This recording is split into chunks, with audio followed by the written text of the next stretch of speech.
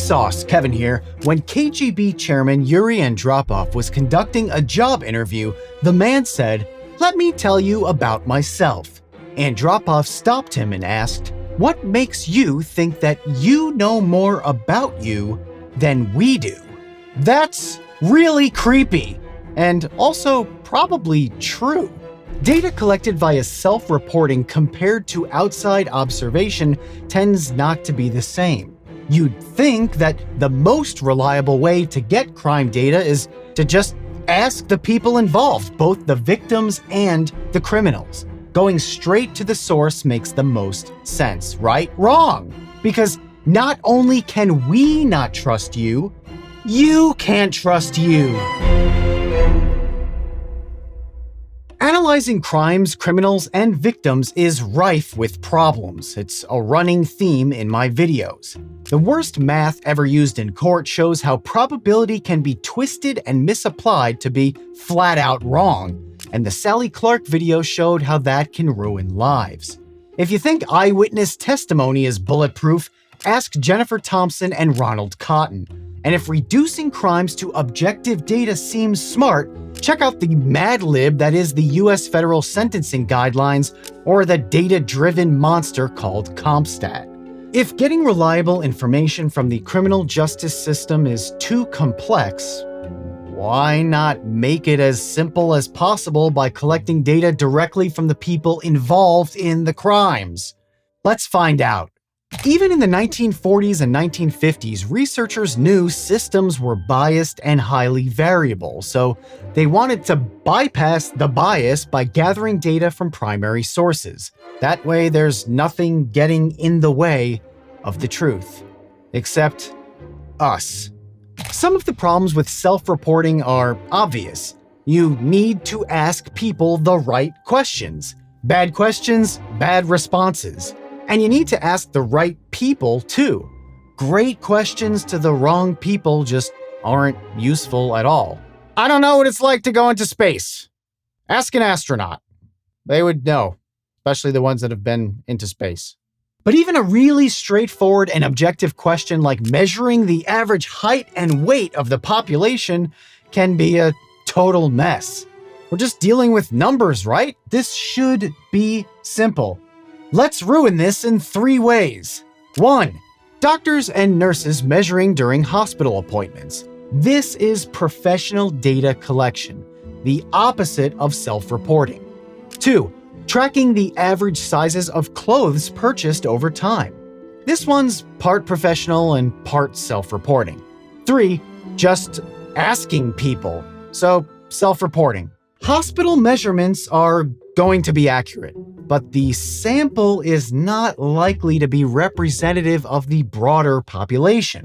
By default, acutely sick and chronically ill people are overrepresented. The result is a great measurement of an atypical population.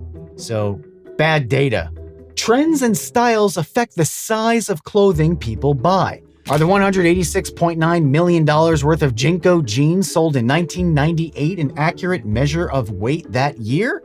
Well, puffy pants still have the same waist and inseam, right? Maybe? Take a look at this chart detailing how size 8 is actually 10 completely different measurements depending on the retailer. Vanity sizing ruins the data. And do larger people buy more or fewer clothes than smaller people to skew the data set? And which stores should we even track? Brooks Brothers, Tommy Bahama, Ross Dress for Less? Who knows? Bad data. Okay, so let's just ask people. A 2009 study showed that men overreport their height by about half an inch, and women underreport their weight by an average of 3 pounds. It doesn't mean anyone is lying. They probably really believe they're giving accurate information. The problem is that it's wrong. So, again, bad data. Is this all hopeless? Yeah. Yeah, it's probably hopeless. James Short and Ivan Nye sensed they were getting misleading and incomplete crime data in the 1950s, and they were. They recognized that criminals can manipulate to sway the tone of interviews So they threw in questions to expose over or under-reporting of delinquency. Like questions about whether criminals had ever disobeyed their parents or ever lied. Unrealistic answers like claiming you've never once lied to your parents presented an image of manipulative overconformity, so those respondents were excluded. So if you know data is routinely unreliable, at least you can filter out the very worst of it. The thing is, most people do try hard to be accurate, but their own worldview and the limits of language can dramatically skew the results. Let's use some of Short and Nye's real self-reporting questions to generate some bad data. Have you ever had a fist fight with one person? Well, what does that mean exactly? Does horsing around with a sibling that gets out of hand constitute a fist fight? Are we talking competitive combat in a kumite, or instigating or defending yourself in a violent altercation? Those are all pretty different fist fights. Have you ever drank wine, beer, or liquor in your own home? Does that mean stealing your dad's bottle of Pappy Van Winkle and guzzling it in your bedroom? Or your mom giving you one single sip of giggle juice on New Year's Eve? I don't know. Have you ever driven too fast or recklessly? To me, 15 miles over the speed limit is too fast. To my grandma, 2 miles over the speed limit is a death race. Individual judgment matters, and we can't guarantee that over and under interpretations will cancel each other out to give us an accurate picture. Probably the most obvious problem with self-reporting is that people lie, especially as the behavior to which they'd be admitting, even anonymously, becomes more serious. You're more likely to admit to swiping a sip of wine than overtaking an international drug trafficking syndicate. But occasionally, self-reporting gives us a nugget of extremely valuable truth. In 1978, the Rand Corporation conducted surveys of inmates in California penitentiaries to assess their levels of criminal behavior prior to their incarceration. Inmates were asked how many times per year they committed each of the following crimes, and they got a median value: burglary, robbery, assault, theft, forgery and credit card fraud, and all crimes except drug dealing. We'll say that someone at the 50th percentile of crime frequency for each of these offenses represents the average criminal. But what about the criminals at the 90th percentile, the very worst ones?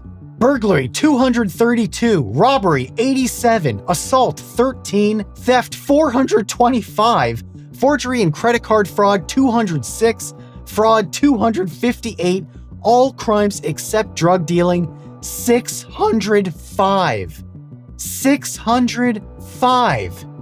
8 thefts a year is fewer than 1 a month.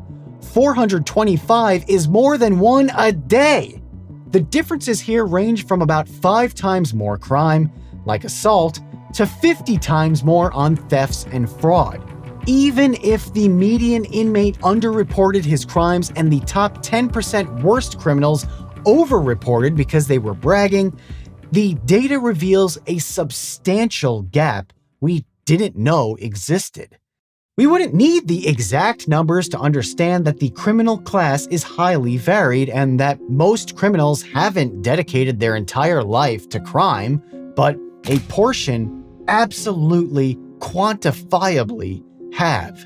The good news is that informs our approach to both punishment and rehabilitation. The bad news is it doesn't tell us the truth. We don't know exactly what the inmates considered to be crimes, whether they were honest or whether they even remembered correctly.